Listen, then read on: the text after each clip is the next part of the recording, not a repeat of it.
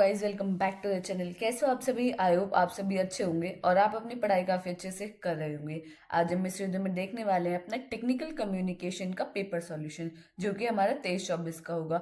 Already हम section A और section B complete कर चुके हैं। अगर आपने वीडियो अभी तक चेकआउट नहीं किए तो डिस्क्रिप्शन में आपको लिंक मिलेगा, जाकर वीडियो को जरूर चेकआउट करें। आज हम इस वीडियो में अपने कंप्लीट करने वाले हैं section number C. Section C में हमारे 10 क्वेश्चन आते हैं। हम उन क्वेश्चन को इस वीडियो में कंप्लीट देखेंगे कि क्वेश्चन हमारे क्या क्या पूछे गए हैं, और हमें जो 7 नंबर का जो क्वेश्चन आता है उसको किस तरीके से रिप्रेजेंट करना है, क्या क्या पॉइंट्स हमें हाईलाइट करने हैं, क्या क्या पॉइंट्स लिखने हैं, ताकि वो अट्रैक्टिव रहे और हमारे जो मार्क्स हैं वो ज़्यादा से ज़्यादा हमें मिल सके। तो बिना देरी किए करते हैं वीडियो को स्टार्ट, बढ़ते हैं अपने पहले क्वेश्चन की तरफ, जो कि हमारा थर्ड का ए था। हमारा क्वेश्चन क्या पूछा गया था? इसमें पूछा गया था, classify the barriers that make communication ineffective, analyse the reason due to which problem arises. आपको क्या बताना था कि कम्युनिकेशन जब आप करते हो उनके क्या क्या बैरियर्स होते हैं जिसकी वजह से कम्युनिकेशन को इनएफेक्टिव बनाता है, और उसके रीजंस और आपको प्रॉब्लम्स बताने थे कि किसकी वजह से हमारी कम्युनिकेशन इनएफेक्टिव बनती है, वो कौन कौन से बैरियर्स हैं। अब सबसे पहला आपके मन में आता है कि कम्युनिकेशन बैरियर के नाम से हमारे तुरंत मन में आता है कि पहला बैरियर आपको क्या लगता है क्या होगा? ऑब्वियसली लैंग्वेज बैरियर, क्योंकि अगर मुझे हिंदी आती है, आपको फ्रेंच आती है, तो आप ना मेरी बात समझ पाओगे ना मैं आपकी बात समझ पाऊंगी। तो ये क्या कर रहा है? कम्युनिकेशन को इनइफेक्टिव बना रहा है। तो ये हमारा क्या एक बैरियर है। इसी तरीके से हमें सेवरल बैरियर्स बताने थे। तो अब इसके सॉल्यूशन की तरफ बढ़ते हैं, सॉल्यूशन देख लेते हैं। सबसे पहला बैरियर है हमारा फिजिकल बैरियर। फिजिकल बैरियर क्या होता है? फिजिकल बैरियर होता है जो एनवायरनमेंट के ऑब्स्टिकल की वजह से जो डिफिकल्टी आते हैं हमें कम्युनिकेशन करने में, उनको हम बोलते हैं फिजिकल बैरियर। जैसे कि भाई एनवायरमेंटल ऑब्स्टिकल, मतलब इसका मतलब क्या है कि फॉर एग्जाम्पल आप किसी से बात कर रहे हो, बहुत ज्यादा आपके बाहर शोर हो रहा है, शादी वगैरह हो रही है, that is called noise. Environmental obstacle है। डिस्टेंस से आप बहुत दूर से बात कर रहे हो, डिस्टेंस की वजह से होता है। इंटरनेट कनेक्शन की पुअर कनेक्शंस आ रहे हैं उनकी वजह से, या ऐसा हो रहा है कि बहुत ज़्यादा बारिश हो रही है उसकी वजह से आप बात नहीं कर पा रहे हो, नेटवर्किंग प्रॉब्लम आ रही है। तो उन की वजह से जो हमें प्रॉब्लम आते हैं कम्युनिकेट करने में, उनको हम बोलते हैं फिजिकल बैरियर्स। आई होप आपको क्लियर होगा। भी हाँ, जो है फिजिकल बैरियर, उसमें क्या पूछा था आपको, किस वजह से होता है प्रॉब्लम, वो सब चीजें आपको इस तरीके से इसके आंसर में लिख के आनी है, ठीक है। नेक्स्ट है हमारा साइकोलॉजिकल बैरियर। साइकोलॉजिकल बैरियर्स मतलब फॉर एग्जांपल आप किसी प्रॉब्लम में हो, आपको थोड़ी, या मैं जो मैं थोड़ी प्रॉब्लम में आ गई हूँ, तो क्या मैं बात करूंगी किसी से? क्या मैं नॉर्मली जैसे मैं बात करती हूँ अपने फ्रेंड्स वगैरह से, तो मैं उनसे बात करूंगी? नहीं करूंगी, क्योंकि मैं क्या होंगी, स्ट्रेस होंगी, मुझे थोड़ा टेंशन होगी, तो मैं नहीं बात करूंगी। हो सकता है मैं ज़्यादा थोड़ा प्रॉब्लम में हूँ तो मैं रो रही हूँ, ऐसा हो सकता है। तो क्या मैं रोते वक्त बात करूंगी ना, कम्युनिकेशन करूंगी कि नहीं? तो उस टाइप के जो बैरियर्स होते हैं, जो हमारे इमोशंस की वजह से, स्ट्रेस की वजह से, नर्वसनेस की, मेंटल स्टेट की वजह से जो बैरियर्स आते हैं, उनको हम बोलते हैं साइकोलॉजिकल बैरियर्स। ठीक है, आई होप आपको क्लियर होगा। नेक्स्ट तो आपको पता ही है, जो बहुत कॉमन है, जो कि हमारा लैंग्वेज बैरियर। लैंग्वेज बैरियर क्या? वही, मुझे हिंदी आती है, आपको क्या आती है? फ्रेंच आती है, तो आप ना मेरी बात समझ पाएंगी ना मैं आपकी बात समझ पाऊंगी। तो क्या होगा, ये हमारे कम्युनिकेशन को इनफेक्टिव बनाएगा। हम दोनों एक दूसरे की बात को समझ ही नहीं पाएंगे कि आप क्या बोल रहे हो या मैं क्या बोल रही हूँ। तो that is called language barriers. Next आता है हमारा कल्चरल बैरियर। कल्चरल बैरियर, अब आप जाएंगे थोड़ा कल्चरल पे जाइए, आप थोड़ा स्टेट टू स्टेट चेंज होते हैं हमारे culture, state to state change होते हैं, ट्रेडिशंस चेंज होते हैं, कस्टम चेंज होते हैं। आप बिहार की तरफ जाएंगे वहाँ बिहारी बोलते हैं, बंगाल की तरफ जाएंगे बंगाली बोलते हैं। क्या बंगाली, अगर कोई बंगाल का पर्सन में उससे बात करेगी, क्या मैं उनकी बंगाली समझ पाऊंगी? नहीं, मुझे तो आती ही नहीं है। तो that is called cultural barriers. अब वो मैं उनसे हिंदी में बात करूंगी, वो ना मेरी बात समझेंगे ना मैं उनकी बात समझूंगी। वो लैंग्वेज बैरियर के अंदर भी आता है, बट वो कल्चरल बैरियर्स, यानी किसी कल्चर की वजह, कस्टम की वजह से, ट्रेडिशंस की वजह से जो बैरियर्स आ रहे हैं, उनको हम बोलते हैं कल्चरल बैरियर्स। आई होप आपको क्लियर हो गई कि कल्चरल बैरियर्स हमारा क्या होता है। नेक्स्ट है हमारा ऑर्गेनाइजेशनल बैरियर्स। ऑर्गेनाइजेशनल बैरियर क्या होता है? अब फॉर एग्जाम्पल आपकी जॉब लग गई है, ठीक है। अब आपके न्यू न्यू हो आप, क्या आप वहाँ कम्युनिकेशन करने में एकदम ही ऐसे किसी से भी बात कर लोगे क्या? या जो उनके स्ट्रिक्ट रूल्स हैं उनके लिए अगर आपको लग रहा है कि अरे नहीं यार, ये तो इन्होंने बड़ा गंदा रूल बनाया हुआ है, तो क्या आप वहाँ बोल पाओगे? नहीं बोल पाओगे। That is called organisational barriers. की ऑर्गेनाइजेशन की कुछ रूल्स रेगुलेशंस आपको ठीक भी नहीं लग रहे हैं, बट आप तब भी नहीं बोल पा रहे हो, तो वो क्या हो रहा है, कम्युनिकेशन को इनइफेक्टिव बना रहा है, क्योंकि आप अपनी इन्फॉर्मेशन को शेयर ही नहीं कर पा रहे हो। That is called organisational barriers. I hope आपको क्लियर होगा। अब हम देख लेते हैं कि इन बैरियर्स को हम किस तरीके से ओवरकम कर सकते हैं। ठीक है, सबसे पहला है हमारा use simple and clear language. आप सिंपल और क्लियर लैंग्वेज का यूज करें। प्रॉपर कम्युनिकेशन चैनल का यूज करें। लाइक अगर मैं और आप बात कर रहे हैं तो प्रॉपर इंटरनेट कनेक्टिविटी हो मेरे पास, माइक का मैं यूज करूं, प्रॉपर लैपटॉप हो, सब चीजें हो ताकि कम्युनिकेशन जो है अच्छे से प्रॉपर वे से हो सके। Be open minded and respectful two of different perspective. जब भी आप कम्युनिकेट कर रहे हो हमेशा रिस्पेक्टफुल बात करो। अपने जो आपको थॉट्स आ रहे हैं उनको शेयर करो। ऐसे नहीं कि हेजिटेट होके रह गए हो कि हाँ यार मैं बोल देता तो ऐसा हो जाए, तो नहीं, आपको बोलना चाहिए। जहां आपको लगता है वहां आप अपना ओपिनियन दो, बट रेस्पेक्टफुल्ली दो।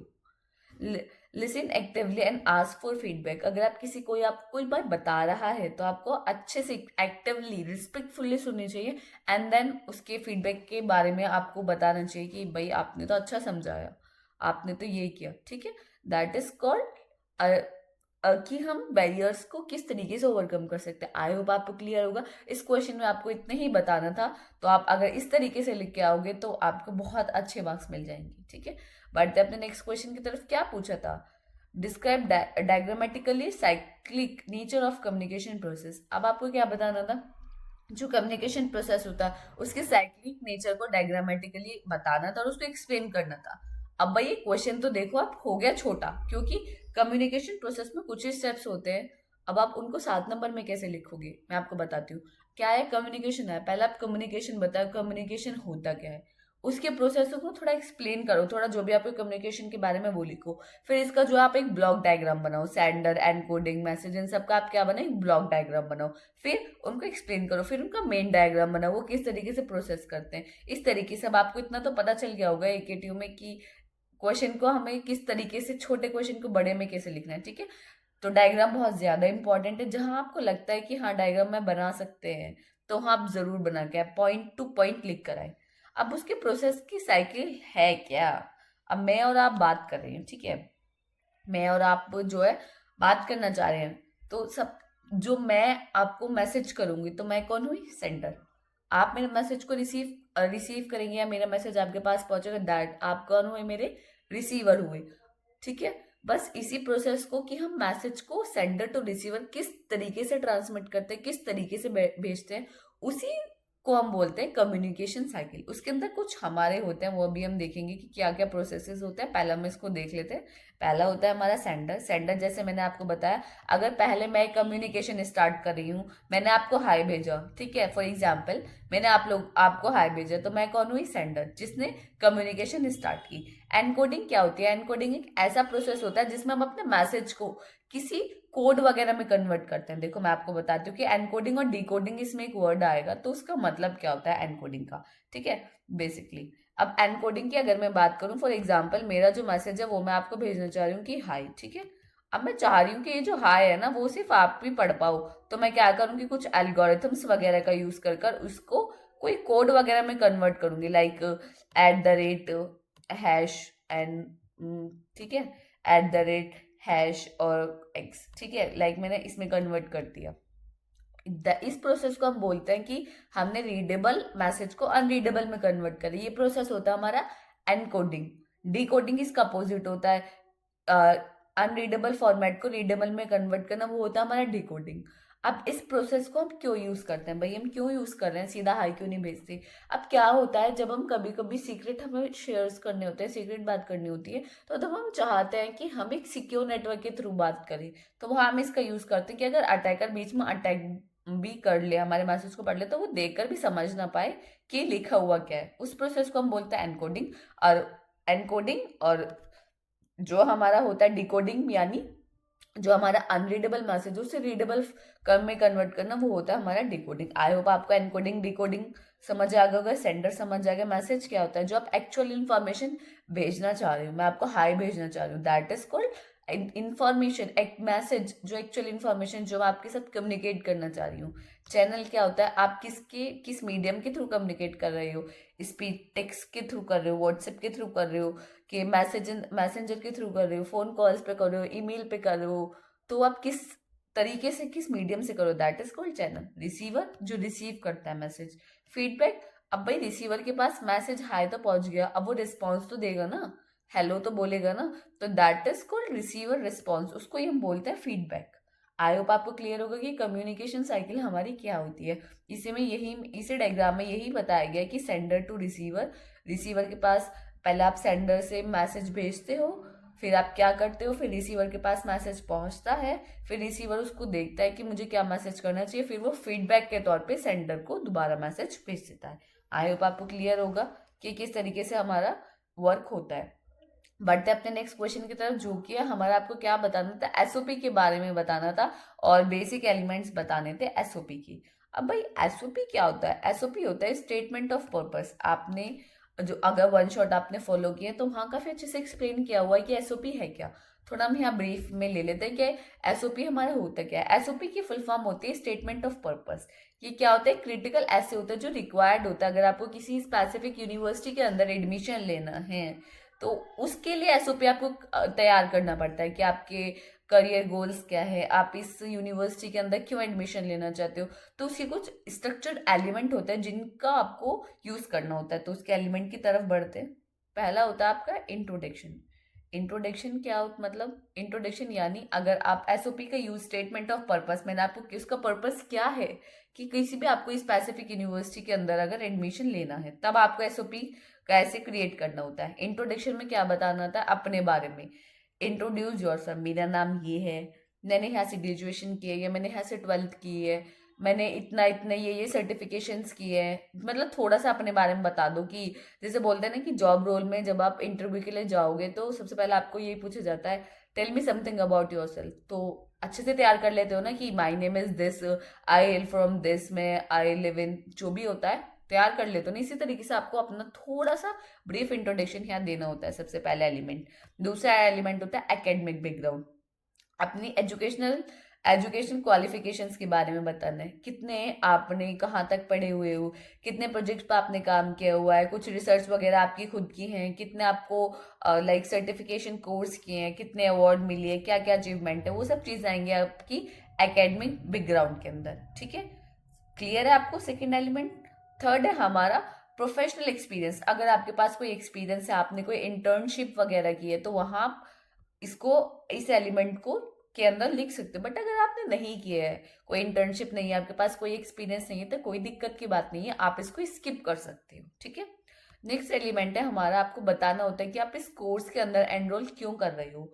अब BA economics honours for example, आपको बीए इकोनॉमिक्स ऑनर्स में ड्यू में एडमिशन लेना है। ठीक है, आपको वहां क्यों लेना है, क्यों आपको वही कोर्स करना है, आप उस कोर्स के पीछे का जो आपका लाइक मोटिव है, आपकी मकसद है, वो आपको बताना पड़ता है कि मैं इसको करके ये करना चाहती हूँ कि मुझे ये करना है, देन मुझे ये जॉब करनी है या मुझे इस एग्जाम की प्रिपरेशन करनी है। तो वहाँ वो चीज़ आपको समराइज करनी पड़ती है, क्योंकि एकेडमिक की के बारे में आपको इसमें सब चीज़ें बतानी होती हैं, आपको पता ही है, क्योंकि आप यूनिवर्सिटी जब चूज करते हो तब आपका एसओपी आपको क्रिएट करना होता है। नेक्स्ट होता है कैरियर गोल्स। आपकी शॉर्ट टर्म और लॉन्ग टर्म गोल्स क्या हैं, कि मुझे जो है शॉर्ट टर्म अगर मेरा ये नहीं हुआ तो मैं ये करूंगी, अगर मेरा ये नहीं होता है तो मैं ये गवर्नमेंट एग्जाम की प्रिपरेशन करूंगी, दैट इज कॉल्ड कैरियर गोल। आपका कैरियर गोल क्या है, फॉर एग्जाम्पल कि बीटेक मैंने कर लिया है तो मेरा कैरियर गोल क्या है, कि अगर लॉन्ग टर्म का गोल मेरा ये है कि मैं गेट एग्जाम क्लियर कर लूँ, ठीक है, फॉर एग्जाम्पल। और मेरा शॉर्ट टर्म गोल क्या है कि मैं जॉब की अपना जो है जॉब को ले लूँ, लाइक मैं जॉब मेरे पास आ जाए, इंटरव्यू क्रैक करके मेरे पास अच्छी खासी जॉब हो, that is called short term goal. Long term goal मेरा गेट क्लियर करना है। तो वो चीज़ आपको सब चीज़ें समराइज करनी होती है इसके अंदर। और नेक्स्ट आपका नेक्स्ट एलिमेंट है वाई दिस यूनिवर्सिटी। इतनी सारी यूनिवर्सिटी, आप इसी यूनिवर्सिटी को क्यों चूज करना चाहते हो, आप ड्यू में ही एडमिशन क्यों लेना चाहते हो, इस इंस्टीट्यूट में ऐसा क्या है, आपको क्या इसके फैकल्टीज अच्छे लगते हैं, क्या फैसिलिटीज हैं, क्या आपको इसमें यूनिक लगता है कि आप इस यूनिवर्सिटी को चूज करना चाहते हो। तो आपको वो चीज़ें भी एसओपी के अंदर सब चीज़ें बतानी होती है। अब आप देख रहे हो सब चीज़ें आपसे पूछ लेता है एसओपी में। वो पर्सनल स्ट्रेंथ एंड वीकनेस, अब अपनी स्ट्रेंथ और वीकनेस आपको बतानी है। मेरे पास तो भाई टीम वर्क बहुत अच्छे से मुझे करना था, प्रॉब्लम सॉल्विंग, क्रिएटिव हूँ मैं बहुत ज़्यादा, मेरी वीकनेसेस ये हैं, मेरी स्ट्रेंथ ये है, मेरे स्किल्स ये है, मैंने लाइक मैंने सी पढ़ी है, C++ पढ़ी है, पाइथन पढ़ी है, जावा पढ़ी है, इतनी सब लैंग्वेजेस पढ़ी हैं, दैट इज कॉल्ड स्किल्स। जो जो आपने किया हुआ है, पर्सनल स्ट्रेंथ एंड स्किल्स आपको प्रॉपर बताने होते हैं। नेक्स्ट होता है कंक्लूजन। कंक्लूजन में सिर्फ आपको क्या करना होता है, अब भाई सब तो उन्होंने पढ़ लिया, स्ट्रेंथ, इंट्रोडक्शन, क्यों यूनिवर्सिटी को चूज करना चाहते हो, सब चीजें उन्होंने पढ़ लिया। अब वो क्या चाहते हैं कंक्लूजन में, कि आप कुछ अपने ग्रेटिट्यूड को एक्सप्रेस कर दे, थोड़ा अपने बारे में, लाइक पॉजिटिव थिंकिंग या कुछ ऐसा हो जो अब तक हमें ना पता चला हो, तो वो आप कंक्लूजन में हमें बताते। That is called conclusion. I hope आपको क्लियर होगा कि हमारा एसओपी के एलिमेंट्स क्या होते हैं, एसओपी क्या होता है, कब यूज होता है, क्या होता है। नेक्स्ट क्वेश्चन की तरफ, हमारे नेक्स्ट क्वेश्चन क्या है, main function of a communication network is to facilitate the transmission of message. आपको क्या बताना था, मेन फंक्शंस बताने थे कि कम्युनिकेशन नेटवर्क के अंदर जो हमारा ट्रांसमिशन ऑफ मैसेज, उसके क्या क्या मेन फंक्शंस होते हैं, और different type of formal network आपको बतानी थी, ठीक है। अब भाई फॉर्मल नेटवर्क कम्युनिकेट, अब आपको पता है कि जब हम कम्युनिकेट करेंगे तो हमें एक प्रॉपर नेटवर्क की जरूरत पड़ती है, क्योंकि आप विदाउट नेटवर्क कम्युनिकेट नहीं कर सकते।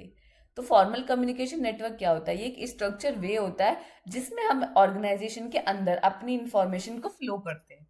ये क्या इंश्योर करता है कि अगर आप इसका यूज करेंगे तो ये इंश्योर करता है कि जो आपकी इंफॉर्मेशन है वो एक स्ट्रक्चर वे में डिलीवर्ड होगी, या वो एक एफिशिएंट वे में डिलीवर्ड होगी। अब इसके टाइप देख लेते हैं। सबसे पहले होता है हमारा चेन नेटवर्क। चेन नेटवर्क क्या होता है कि जब भी आपकी इंफॉर्मेशन एक स्ट्रेट लाइन में person to person information flow हो रही है, उसको हम बोलते हैं चेन ऑर्गेनाइजेशन। फॉर एग्जाम्पल, कि मैनेजर ने इंस्ट्रक्शन दिया एक सुपरवाइजर को, ठीक है, जो इन्फॉर्म करेगा एम्प्लॉय को, तो क्या एक चेन चल रही है, स्ट्रेट चेन है, मैनेजर सुपरवाइजर को बताएगा, सुपरवाइजर एम्प्लॉय को बताएगा। That is called chain network, कि स्ट्रेट लाइन में हमारी person to person information flow हो रही है, उसको हम बोलते हैं चेन नेटवर्क, ठीक है। आई होप क्लियर है आपको। नेक्स्ट है हमारी व्हील नेटवर्क। व्हील नेटवर्क में क्या होता है मैं आपको बता देती हूँ। व्हील नेटवर्क एक इस तरीके से कि एक सेंट्रल हब होता है, इससे बहुत सारे, इस नेटवर्क से बहुत सारी जो है हमारी ऑर्गेनाइजेशनल या पर्सन कनेक्ट होते हैं, फिर वो आपस में कम्युनिकेट करते हैं थ्रू दिस हब, इसको हम बोलते हैं हब, ठीक है। एक इस तरीके से होता है प्रॉपर। अब आप देख लीजिए, इसमें यही लिखा हुआ है, एक सेंट्रल पर्सन होता है जिसको हम हब बोलते हैं या एक लीडर बोलते हैं, जो कम्युनिकेशन पास करता है। अब जो मैंने आपको बताया ना, जो बीच में वो हब था, उस वो कम्युनिकेशन पास करेगा इस पर्सन को भी, इस पर्सन को भी, इस पर्सन को भी, लाइक वो लीडर होता है उसका। तो उसको हम बोलते हैं, इस टाइप की कम्युनिकेशन फ्लो को हम बोलते हैं व्हील नेटवर्क, मतलब लाइक उसको क्या बोलते हैं हम, व्हील नेटवर्क। नेक्स्ट होता है सर्कल नेटवर्क। सर्कल नेटवर्क में क्या होता है, हर मेंबर कम्युनिकेट करता है अदर मेंबर से, टू अदर मेंबर से, लाइक एक पर्सन जो है वो ये पर्सन और इस पर्सन से बात करेगा फ्रॉम, तो ये क्या बनना है, एक तरीके से सर्कल नहीं बनना, ये नहीं बनना सर्कल, तो ये क्या बनता है, एक सर्कल फॉर्म करते हैं, इसलिए हम बोला है कि सर्कल नेटवर्क। ये जैसे ग्रुप डिस्कशन वगैरह होता है ना, तो that is called circle network, ठीक है। आई होप आपको क्लियर होगा। नेक्स्ट है हमारा star star network. Star network क्या होता है, everyone is directly connected and can communicate freely. अब स्टार में क्या होता है कि हर पर्सन टू पर्सन वो चीज़ कनेक्टेड होती हैं, और आप किसी से भी फ्रीली किसी से भी बात कर सकते हो। ऐसा नहीं है कि आपको डायरेक्टली मैनेजर से आप बात नहीं कर सकते, या पहले आपको सुपरवाइजर के पास जाना पड़ेगा, फिर ऐसे नहीं, किसी से भी कहीं पे भी आप बात कर सकते हो। That is called star network.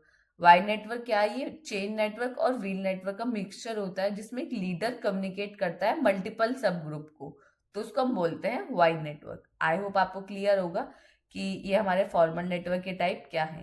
Next है हेरारिकल। हेरारिकल तो आपको पता है, जो लेवल वाइज होता है, लाइक जैसे हमारा जो है कॉलेजेस वगैरह में होता है, वो हेरारिकल नेटवर्क ही फॉलो होता है।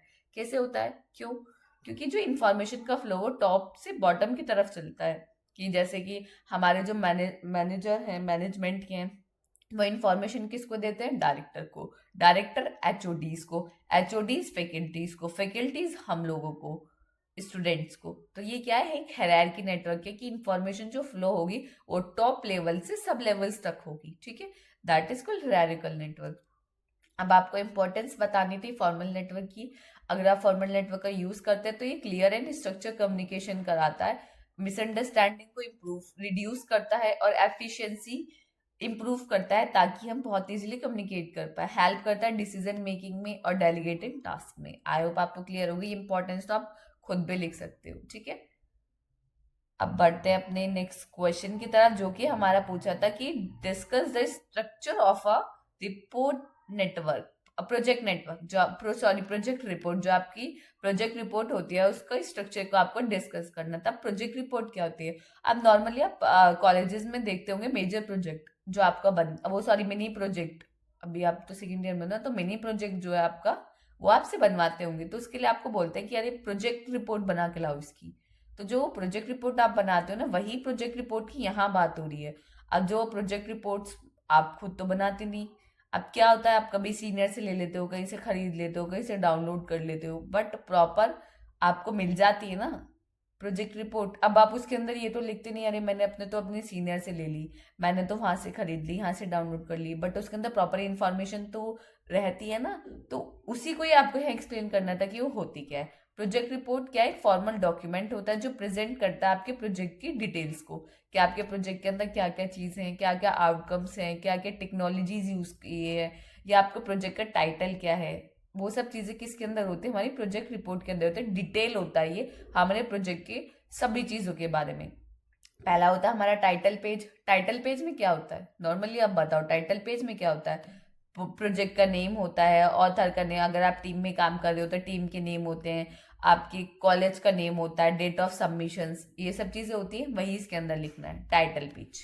नेक्स्ट है एक्नॉलेज। एक्नॉलेज तो ऑप्शनल होता है बट करना पड़ता है, डालना पड़ता है एक्नॉलेज। क्या करते हो आप उसमें? ग्रेटिट्यूड शो करते हो, एक्सप्रेस करते हो अपने मेंटोर्स के, फैकल्टीज, ये सब चीज़ के लिए कि हम बहुत ग्रेटफुल हैं कि आपने हमें अपॉर्चुनिटी दी, ऐसा लिखते हो। बट है नहीं ना, हमें तो वैसे ही इतना परेशान हो जाता है ये मिनी प्रोजेक्ट दे दिया, बट वहाँ हमने एक्नॉलेज के अंदर लिखना पड़ता है बहुत थैंकफुल हैं आपने मुझे ये अपॉर्चुनिटी दी कि मैं ये प्रोजेक्ट पे काम कर सकूँ, ये सब चीज़ें, ठीक है। तो that is called acknowledgement. I hope आपको क्लियर होगा। नेक्स्ट हमारा पार्ट होता है एब्स्ट्रैक्ट एग्जीक्यूटिव समरी। इसमें आपको अपने प्रोजेक्ट की स्मॉल समरी देनी होती है। 150 टू 250 वर्ड्स में आपको बताना होता है कि आपकी फाइंडिंग्स क्या है, आपका कंक्लूजन क्या है, आपका प्रोजेक्ट का मेन एम क्या है, ठीक है। Table of content. Table of content में आपको बताने की फर्स्ट में हम इंट्रोडक्शन होगा, फिर हमारा ब्रीफ समरी होगी। तो टेबल ऑफ कंटेंट में आपको वो दिखाना पड़ता है कि प्रोजेक्ट के अंदर क्या क्या कंटेंट आपने ऐड किया है, ठीक है। नेक्स्ट आपका इंट्रोडक्शन, प्रोजेक्ट के जो हम आपका प्रोजेक्ट है उसकी बैकग्राउंड डिटेल्स आपको इंट्रोडक्शन के अंदर बतानी होती है। लिटरेचर रिव्यू, अगर आपके पास इससे रिलेटेड कोई एक्सपीरियंस है, कोई आपने वर्क किया हुआ है, कोई रिसर्च की हुई है, देन आप इसके अंदर लिख सकते हैं, अदरवाइज कोई ज़रूरी नहीं है। मेथडोलॉजीज, इसके अंदर क्या लिखते हो? मेथड्स, टूल्स, टेक्निक्स, क्या क्या आपने यूज़ किया, कहाँ कहाँ से डेटा कलेक्शंस किया है, वो सब चीज़ें आप इसके अंदर लिखते हो, ठीक है। नेक्स्ट होता है प्रोजेक्ट इम्प्लीमेंटेशन। अब भाई प्रोजेक्ट के बारे में तो पढ़ लिया है, हाँ ये प्रोजेक्ट है, अब भाई ये एग्जीक्यूट कैसे होगा? स्टेप बाय स्टेप आपको प्रोजेक्ट का पूरा एग्जीक्यूशन बताना पड़ता है कि ये मेरा प्रोजेक्ट इस तरीके से फ्लो होगा या उसका इम्प्लीमेंटेशन ये है। रिजल्ट एंड डिस्कशन, अब भाई प्रोजेक्ट बना तो लिया है, अब उसका रिजल्ट है क्या, प्रोजेक्ट से हमें मिला क्या, कंक्लूजन क्या मिला, that is called result and discussion. Last है कंक्लूजन। कंक्लूजन में सिंपली आपको अपनी क्या बतानी, फाइंडिंग्स बतानी है, क्या क्या इम्प्लीमेंटेशंस आपने यूज करी, प्रोजेक्ट का ऑब्जेक्टिव जो था, क्या प्रोजेक्ट लास्ट में उस ऑब्जेक्टिव को मीट कर पाया नहीं कर पाया, प्रोजेक्ट को हम फ्यूचर में क्या क्या इसके अंदर इम्प्रूवमेंट और ला सकते हैं, फ्यूचर स्कोप क्या है, वो सब चीज़ें कंक्लूजन के अंदर आपको लिखनी होती है। रेफरेंसेस एंड बिब्लियोग्राफी के अंदर क्या लिखना होता है? लिस्ट ऑफ सोर्सेज, आपने लाइक कौन कौन से बुक्स, रिसर्च पेपर, वेबसाइट्स का यूज लिख किया है, दैट इज कॉल्ड बिब्लियोग्राफी या रेफरेंसेस। आई होप आपको क्लियर होगा। बढ़ते अपने नेक्स्ट क्वेश्चन की तरफ, जो कि था हमारा explore thinking and its tool, illustrate 5 type of thinking utilization in everyday life। अब थिंकिंग और उसके टूल बताने थे और उसके 5 टाइप्स बताने थे कि हम एवरीडे लाइफ में जो हम यूज करते हैं, ठीक है। अब थिंकिंग क्या है? अब आपके एग्जाम है और आप सोचो अरे यार मैं कैसे करूँ, वन शॉट देख लूँ, प्री वाई यूज करूँ, ये आप क्या करो? थिंकिंग करो, दैट इज कॉल्ड थिंकिंग। कि आप किसी के बारे में, किसी चीज के बारे में प्रोसेस कर रहे हो, एनालाइज कर रहे हो, जनरेट कर रहे हो अपने न्यू न्यू आइडियाज, कि मुझे इतने मार्क्स लाने तो मैं कैसे कैसे ला सकती हूँ, that is called thinking. I hope आपको क्लियर होगा। थिंकिंग वही है, एक ऐसा प्रोसेस है जिसमें हम एनालाइज करते हैं, इवेल्युएट करते हैं और अपने नए नए आइडियाज को जनरेट करते हैं। ये किस लिए हमारा हेल्पफुल होता है, ये हमारे प्रॉब्लम को सॉल्व करने के लिए, डिसीजन मेकिंग के लिए, ये सब चीज़ों के लिए हमारी थिंकिंग बहुत ज़्यादा मैटर करती है। ठीक है, यही होती है थिंकिंग। अब इसके 5 टाइप्स देख लेते हैं जो हम एवरीडे लाइफ में यूज करते हैं। पहला होता है क्रिटिकल थिंकिंग। अब क्रिटिकल थिंकिंग जैसे कोई लाइक आपको कोई एनालाइज करना है कि आप कोई मार्केटिंग वगैरह करते हो, तो आपने आपका जो प्रोडक्ट है उसको आप एनालाइज कर रहे हो कि भाई इसका रिव्यू क्या आया, ये कितना बिका, हमारी सेल्स इतनी थी तो क्या उसको मीट करा, वो नहीं करा। That is called critical thinking. कि आप एनालाइज कर रहे हो और इवेल्युएट कर रहे हो और उसके बेस पे आप कोई डिसीजन ले रहे हो। That is called critical thinking. ठीक है, या कंपेयर, जैसे मैंने आपको बताया कंपेयरिंग प्रोडक्ट, अपने प्रोडक्ट के रिव्यू को कंपेयर कर रहे हो कि उसका रिव्यू क्या था, हमारा प्रोडक्ट क्या था। That is called critical thinking. Creative thinking, creative thinking आपको पता है न्यू न्यू आइडियाज को जनरेट करना। That is called creative. बोलते हैं ना इसका बहुत क्रिएटिव माइंड है, जो यूनिक आइडियाज को जनरेट करता है। That is called creative thinking. Logical thinking, maths की इक्वेशंस जो आप सॉल्व करते हो ना, जो होती नहीं है, that is called logical thinking.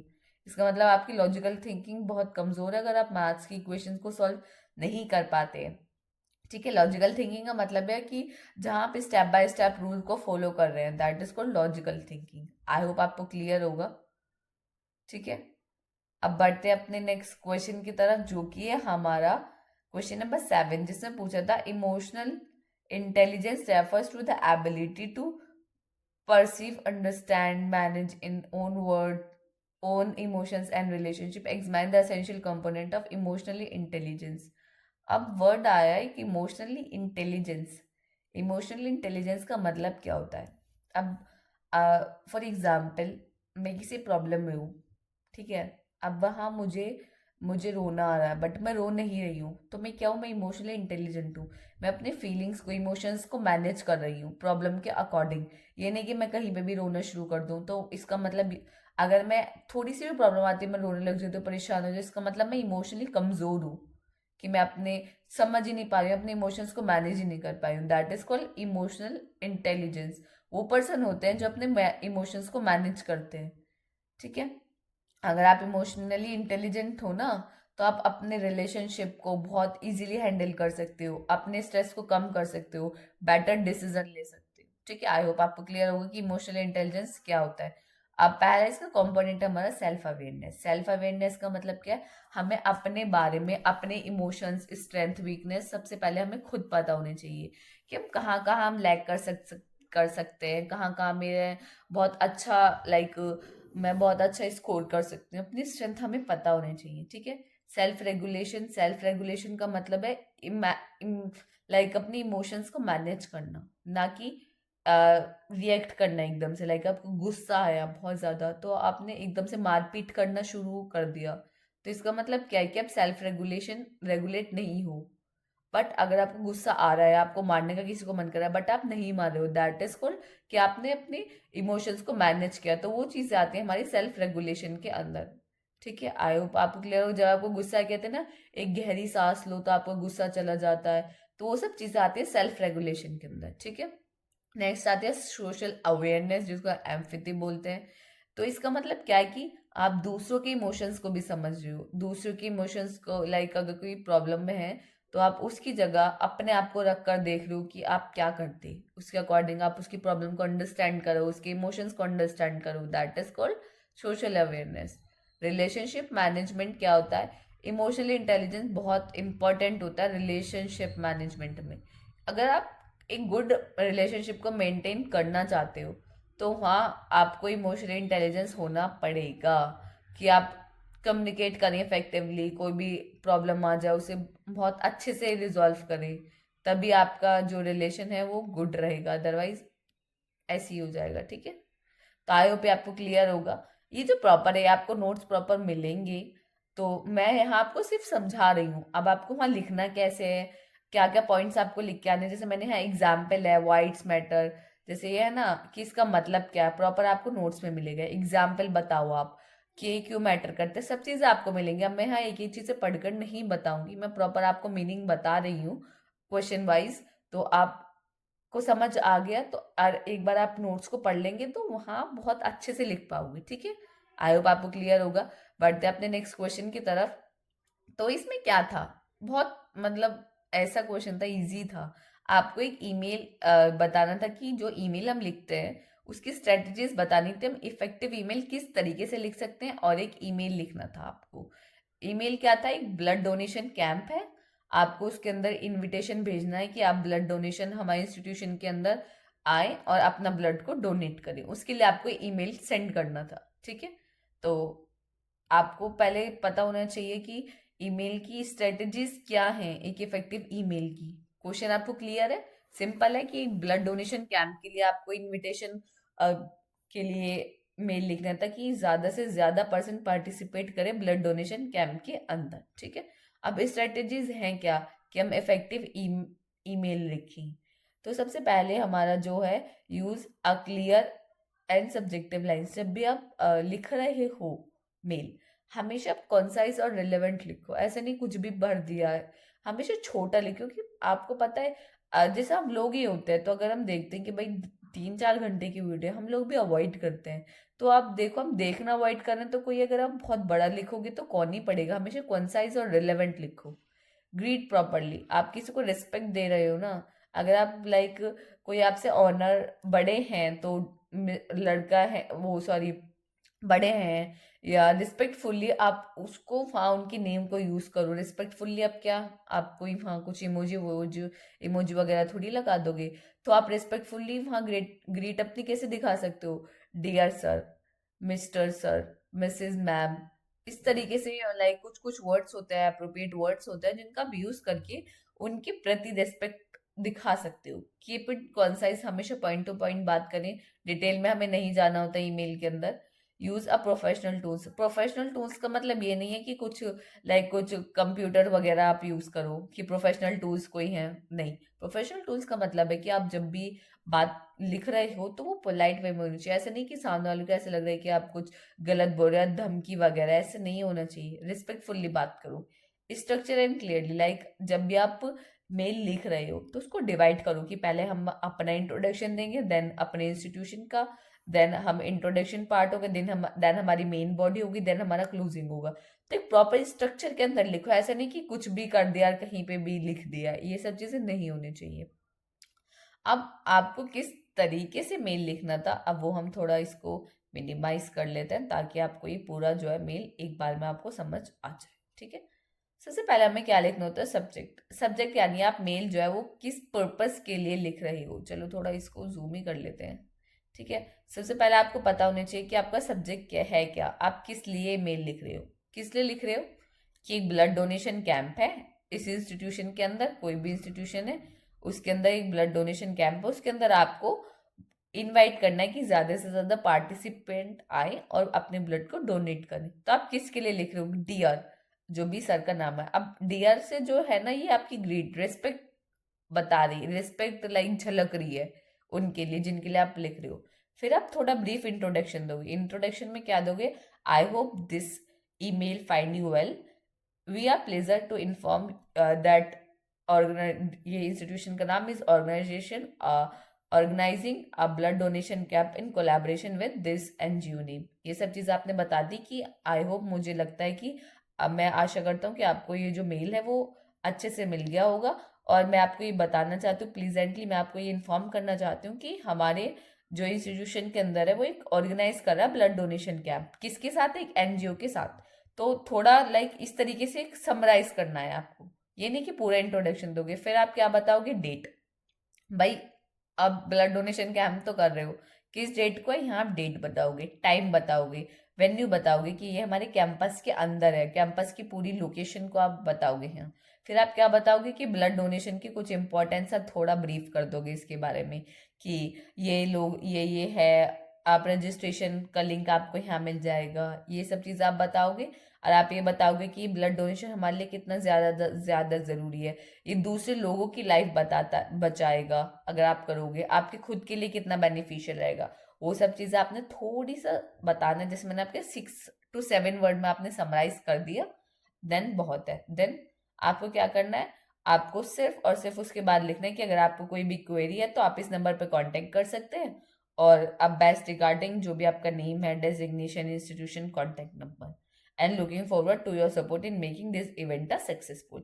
ये सब लाइन जो है ये आपको ऐड करनी पड़ेंगी। लाइक ये जैसे ये है ना, जैसे वो एग्जाम में पढ़ेगा, अरे मतलब है इसका, ये पढ़ेंगे नहीं लाइन वगैरह, पूरा फॉर्मेट देखेंगे, इनको लगेगा हाँ भाई इसको ईमेल लिखना आता है।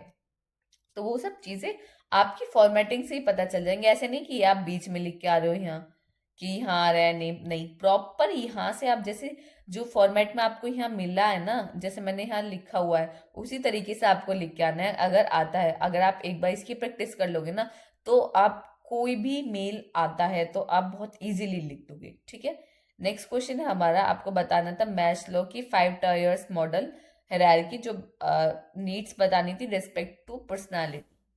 ठीक है, अब मैस्लो की 5 हायरार्की ऑफ नीड्स हैं क्या? पहली है साइकोलॉजिकल नीड्स, बेसिक नीड्स जिनको हम बोलते हैं, बोलते हैं ना, कपड़ा मकान, रोटी कपड़ा मकान पानी, that is called basic need.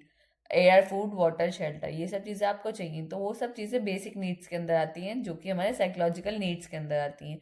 इसका मतलब क्या है कि अगर किसी पर्सन के पास ये सब बेसिक नीड ही नहीं होगी तो वो इस संसार के अंदर जी नहीं पाएगा, वो अपना सरवाइव नहीं कर पाएगा। वो क्या हो जाएगा, इतना स्ट्रेसफुल हो जाएगा उसे, लाइक वो अपने बारे में कुछ सोच ही नहीं पाएगा कि मैं और कुछ कर सकता हूँ। वो ये सोचेगा कि मैं इस गरीबी से कैसे उठ सकता हूँ। क्या वो कभी सोचेगा? नहीं।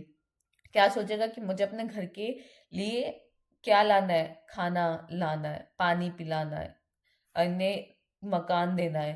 तो ये सब चीजें वो सोचेगा, वो कहाँ अपने पर्सनल ग्रोथ पे काम करेगा, कुछ नहीं कर पाएगा। That is called psychologic needs. Safety next आती है हमारी, safety need. Safety need, safety को नीड्स का मतलब है कि सिक्योरिटी एंड स्टेबिलिटी। इसका मतलब अगर आप किसी सोसाइटी के अंदर रह रही हो तो वहाँ आप कितना सेफ सिक्योर कर रहे हो। ऐसा तो नहीं कि आपका जो एनवायरनमेंट है वो अनसेफ है, आपको लग रहा है कि अरे यार ये तो मेरे पड़ोसी ऐसे हैं कि अगर मैं कभी घर पे अकेले हुए तो ये तो चोरी कर लेंगे। तो that is called safety need. ठीक है, लव एंड बिलोंगिंग नीड्स मतलब सोशल नीड्स। इसका मतलब कि हमें ज़रूरत होती है कि हमारे पास कुछ रिलेशनशिप ऐसे हों जो हमारे बहुत ज़्यादा क्लोज हो, लाइक फ्रेंड्स हो गए, हमारे लवर हो गए, सोसाइटी के अंदर कोई और हो गया, फैमिली मेम्बर हो गए। तो क्यों? क्योंकि अगर हम कभी हमारे पास हार्ड टाइम आता है या हम इमोशनली कमज़ोर पड़ जाते हैं तो हमें एक ऐसे इंसान की ज़रूरत होती है जो हमारा सपोर्ट करे, जो हमारी बातों को समझे, जो हमारा लाइक हमारे साथ रहे। तो वो होता है लव एंड बिलोंगिंग नीड्स। ये नीड्स हमारे लिए बहुत ज़्यादा ज़रूरी है। ठीक है, आई होप आपको क्लियर होगा। फोर्थ है हमारी एस्टीम नीड्स। एस्टीम नीड्स मतलब सेल्फ रिस्पेक्ट, कॉन्फिडेंस। हर कौन नहीं चाहता कि मेरी रेस्पेक्ट हो, इज्जत करे मेरे लोग, हर कोई चाहता है। वेल्थ, हर कोई चाहता है पैसा हो मेरे पास, सेल्फ रिस्पेक्ट करे, हर कोई मेरे वर्क को अप्रिशिएट करे, हर कोई कहे अरे मुझे इसके जैसा बनना है, हर कोई चाहता है ना। तो that is called esteem needs के अंदर आती है। ठीक है, नेक्स्ट है हमारा सेल्फ एक्चुअलाइजेशन। सेल्फ एक्चुअलाइजेशन का मतलब हम अपनी पर्सनल ग्रोथ पे वर्क करें, क्रिएटिव रहें, पर्सनल ग्रोथ पे वर्क करें, अपने आप को सुधारें, अपने आप को इंडिपेंडेंट बनाएं, क्रिएटिव बनाएं, अपने ड्रीम्स की तरफ मोटिवेट रहें। ये सब चीज़ें आती हैं हमारी सेल्फ एक्चुअलाइजेशन के अंदर। आई होप आपको क्लियर होगा। यहाँ आपने सेक्शन सी कंप्लीट देखा। यहाँ हमने 9 क्वेश्चन देखे बट आते तो 10 क्वेश्चन। अब आप कहोगे अरे कौन सा क्वेश्चन एक हमने छोड़ दिया, हमने एक क्वेश्चन नहीं किया है।